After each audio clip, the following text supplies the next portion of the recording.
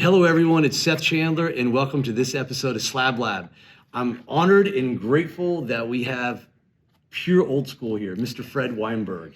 And thank you for joining us on this episode of Slab Lab. My pleasure, my honor.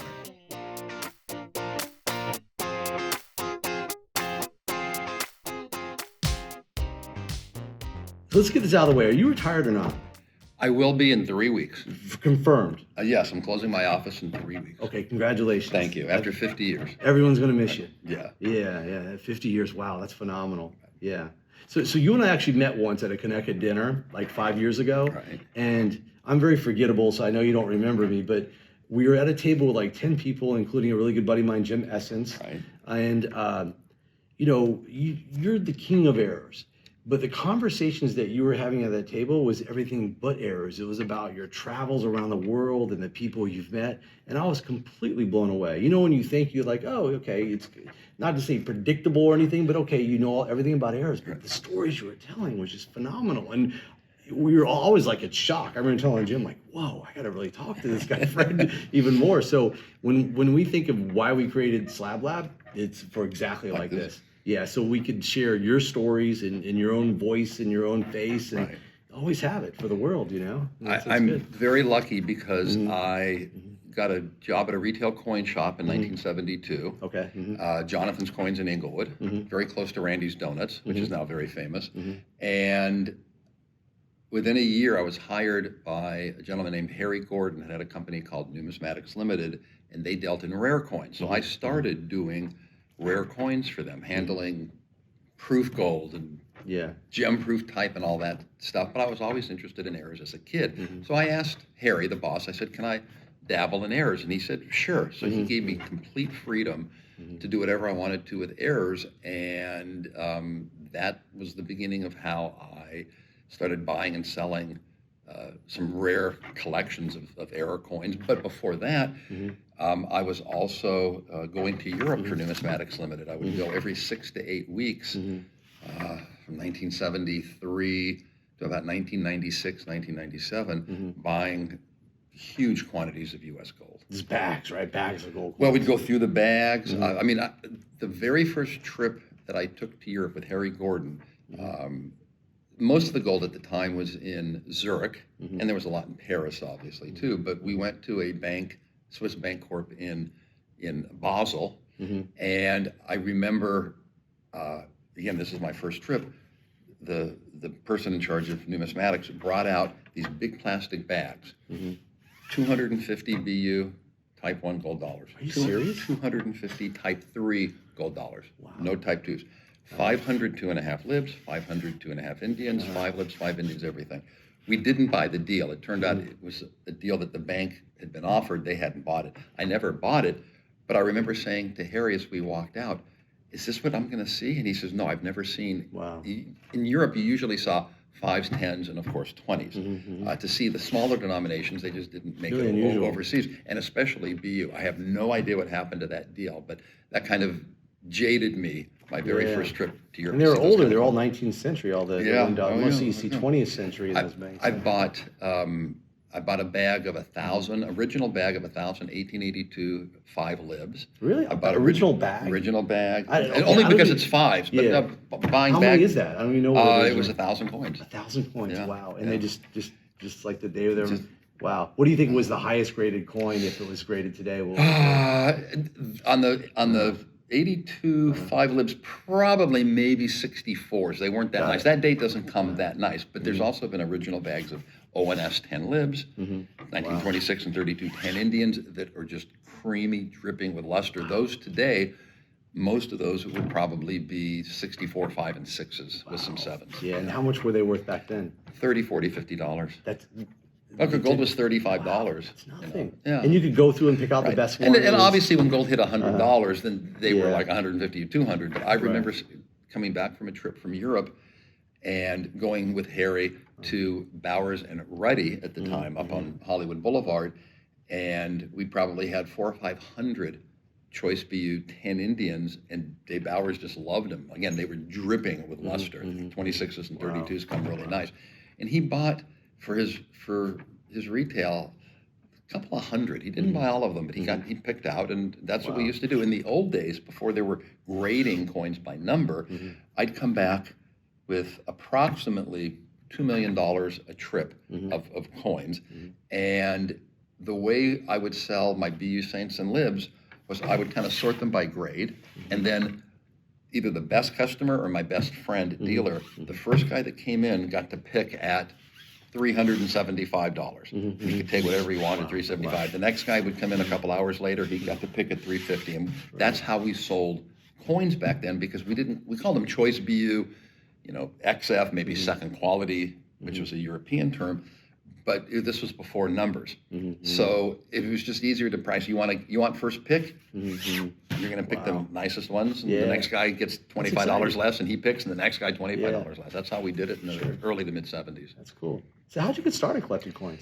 How old were you? I probably got into coins when I was about 8 or 9 years old, just as a general collector, as a Boy Scout or something. I think I had a stamp collection, but I was never impressed with stamps. I loved coins. And I was also, probably by the time I was 10, 11, 12, I was interested in, believe it or not, parapsychology, ESP, strange things. Okay. And error coins kind of fit right into that because they were strange and different. And I also remember specifically as a collector, that age frame, that I finished a set of Lincoln cents, minus the SVDB, of course, and I think the 14D, had a set of Roosevelt dimes and Jefferson nickels, easy to fit. And I remember thinking, what's my next set? And for some reason, I remember thinking, well, I either want to collect large cents or Mercury dimes. Well, I soon realized large cents could cost a fortune, even in circ condition. And Mercury dimes, I want to say at the time, again, early 60s, the Mercury dime set was at least hundreds and hundreds of dollars, because the 16D was recognized even then, 21P and D. And I said, well, gee, I don't have $200 to complete a Mercury dime set. And I was always interested in strange and unusual things. And so I just got into errors, and I started learning the minting process. And then a few years after that, in 1965, so I was 15 years old, I joined an organization called NECA, which was the Numismatic Error Collectors of America. And they had their first Errorama at the Hollywood Roosevelt Hotel in 1967, where I met the true pioneers of the error hobby, who promoted it, explained it, and that really, really motivated me to be a collector. And then a few years later, literally 51 years ago, I'm at my house and with my girlfriend cooking chocolate chip cookies, and I get a call from Jonathan's in Inglewood, who said he had a collection of errors and he wanted me to buy them. I was a collector. I never sold anything. I drove over to the shop and I said, Jonathan, what do you want me to do? And he said, buy it. And I said, well, what do I pay? And he said, you pay so that I can sell it and make a profit. That was the only direction he gave me. So I bought the deal. It was about $2,100, which was kind of a lot of money in 1971, 72. And I bought the deal. And as soon as the gentleman left, Jonathan said to me, I like the way you handled yourself. Do you want to work here? Until he said that, I had never thought about being a coin dealer. I was a business major, at college. But the second he said that, I knew that's what I wanted to do. That's cool, yeah. You found your calling, yeah. I found my calling. So it took me, I told him yes, and then it took me probably 3 or 4 days to come up with the nerve to tell my parents that I wanted to drop out of college to become a coin dealer. No, what did they say when you said that? Well, they weren't happy because that was, my parents' generation was, you go to college, my dad fought in World War II, and you go to college and you get an education and everything. So they weren't happy, but they were not discouraging in any way, shape, or form. And decades later, of course, both my parents were proud of me, and they can't believe, my father used to say, I can't believe that they're paying you to go to Europe. They pay the plane fare and they pay the hotel and the food. Dad, because I buy coins there and I make money. He didn't understand that. Yeah, it's interesting, yeah. So that's basically how I got started full time. And they saw that you were happy. I tell people I have never had a boring day in the coin business. Yeah, that's cool. Never. Yeah, that's great. Yeah, I mean, a lot of young numismatists out there that's going to watch this, hundreds, and if you could find something that you love That's what you do. I consider myself very lucky. I Yeah. turned a hobby into a profession for 50 years. That's cool. Yeah. Very cool. Yes. So let's drill down into errors a little bit. So there's a lot of newer collectors out there, and they're actually, you probably see it all the time. People are stunned that there's actually a thing, an error coin, or people that collect them. So can you explain like the basic components, what error coins are exactly? Well, the term error coin covers both what we call mechanical errors, where the press goes wrong, and die varieties. Before the Cherry Picker's Guide came out, I think in 1977 or 78, if you said you dealt in errors, it could be VAMs, repunchment marks, or double-struck nickels. Once the Cherry Picker's Guide came out, they kind of started separating to where you either deal in errors or die varieties. And when you say an error is either what we call major mechanical error. It can be a cheap coin, like a partial collar coin that only sits partially in the collar when it's struck. But that's considered a major error because it's a mechanical error, as opposed to a fill die where there's some grease or something that prevents a letter or a digit from coming up. And so it's basically any error in the minting process. The blank can have an error on it, even with the new copper-plated zinc pennies. A lot of times the copper plating is very heavy, so you get copper plating blisters or copper plating bubbles, and they're not rare, but they're fun to find. A lot of times, I remember when I was a kid finding some of those in the early 80s, 82, 83. Yeah, when I started at 8, 9, 10 years old, it wasn't, I guess you kind of wanted to find value, but it was just fun to find something different. Yeah. It's Exactly. exciting. And errors are definitely different. I think, when I think of errors when I was young, it's off-center cents are very common, but they're so dramatic, They're really cool. You show that, an error coin where it's like a perfectly off-center, 50%, like Abraham Lincoln's off to the side with the date. That really resonates with people. It really does. Well, I can tell you that over the decades, even in the 70s and the 80s, an off-center pennies at the time were $3 to $5, let's say. They're not that much more expensive today. They're $15 to $20, let's say. But I would ask somebody, either at a coin show if they weren't a collector, or I would show it to a family member, and I would say, what do you think this is worth? Oh my God, I've never seen a penny that looks like that. $50, $100. Everybody that I talked to, the perceived value of the novice far exceeded the true value of the coin. And I think that hooked a lot of collectors or people that wanted to start collecting coins. And today you can collect modern coins, and there's so many different issues. But back then, you either collected regular, older type coins, or you went into errors or die varieties. Die varieties have become a huge business, obviously. Huge It's amazing how much expanded. Like, I still feel like, you look at die varieties like Morgan dollars. I mean, it's really, really deep now. Subtle varieties and errors are just so much bigger than it was. Like, even, when I came up in the 80s, it's phenomenal. The internet has helped with all of the websites and all of the information out there. And also, the other thing that I realized 20 years ago, you go to a website of a rare coin dealer, and you look at whatever their coin is. It's a big silver dollar. It's round, it's silver, it's pretty. You look at a gold coin, it's round, it's gold, it's pretty. But on a computer screen in full color and basically HD, double-struck cent, off-center Kennedy half dollar, the visual impact of the screen like this far exceeds the impact that I would get when I would read Collectors Clearinghouse back in the 60s and the 70s, and it was a black and white photo that was pixelated. So the computer has really helped errors because they're visual to begin with, and they show up very well on a computer screen. I can see that. So one of my favorite things about the process that's centered around collecting errors is that, it's a puzzle that you're solving. But the beauty of it is that you really can understand the minting process. And as a numismatist, I think that's critical to understand how coins are made. I think that's often overlooked. But with errors, it's like you're doing an autopsy. And that transcends into other areas of your coin collecting. I mean, you can collect Morgan dollars and collect errors on the side, but you're going to understand how Morgans are made a lot better if you understand errors. And that's kind of a great thing about errors. Well, and I've always said that by learning the minting process, it enabled me to become, at the time, an expert on counterfeit coins. Because if you know how a coin is made, you can look at a coin and say, it wasn't made at the mint like that. So my education in the minting process was very helpful when I started going to Europe in the early to mid-70s, because it was easy for me to spot the counterfeits. And there weren't that many in Europe, but you'd see them on occasion, and you'd see them especially here in the United States.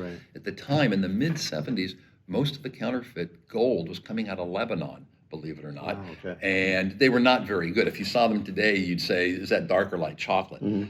But it fooled the general public, again, almost 50 years ago. Wow, yeah. So knowing how coins are made are very important, because it's also good for a diagnostic check. If you know how a coin is made, you know that this coin doesn't have that that aspect, that feeling of it. So That's interesting, yeah. when JD, you had mentioned JD and David and Jeff Garrett and all of us that were looking at the 1913 Liberty nickels at midnight, literally 20 years ago. One of the things that I thought was fun, we were all sitting at a long table like this with the guards from the Smithsonian that were guarding their 13 nickel. And I remember thinking to myself, these guys make NFL linebackers look like ballerinas. Oh really? They were hardcore, huge. Yeah. But so we all look at the coin, we all authenticate it, and they're all sitting there. And I believe 2 of them were slabbed, but 3 of them were raw. And I asked permission to hold all 3 of them raw, which I did, and I lined them up all with the dates at 6 o'clock. And then I took a magnifying glass and I looked at the edge of them with a magnifying glass. And everyone is saying, well, it's a plain edge coin. What are you looking for? And I go, I'm looking for what I call the ballistic marks. When a bullet comes out of a barrel of a gun, that's how they can identify what barrel the bullet came in. They're called ballistic marks. Well, collars are the same thing. Really? I didn't know that. Yeah. Cool. So I authenticate gold sometimes by looking for what I call the reading inside the reading. If you look at a regular coin and you have the readings, inside is a little line that the counterfeits that are cast don't have, and most struck ones don't have it because they don't have the same kind of collar that the mint has. But for these nickels, which are plain edge, people are looking at me like I'm crazy. Well, I found with my glass fine little ballistic lines on the thing, and I lined them up, and I said, in case there was any question before these get slabbed, these 3 coins were struck at the same time. Wow, yeah. Because if I had found one of the collar lines of a different clock position, that would have indicated that they were struck to one night, to the next night, or something like that. But 3 of them were struck in the same collar at the same time and had the collar marks, or what I call the ballistic marks, in the same spot. That's really fascinating. Yeah, That's that was cool. fun. And you were the only one out of that group, so your air background. I was the only one that would have realized that on a plain edge coin, you can see a fine little line. If you take almost any coin, take a Liberty nickel, take anything, if it's BU, you should be able to see fine little line. Not on all of them, it depends on the collar, but you can find the lines most of the time. I think I'm going to go upstairs to the show and then borrow everyone's 1885 home Morgan dollars and try to figure it out. There you go. Drive everyone crazy, but that's pretty cool. Yeah. Okay, so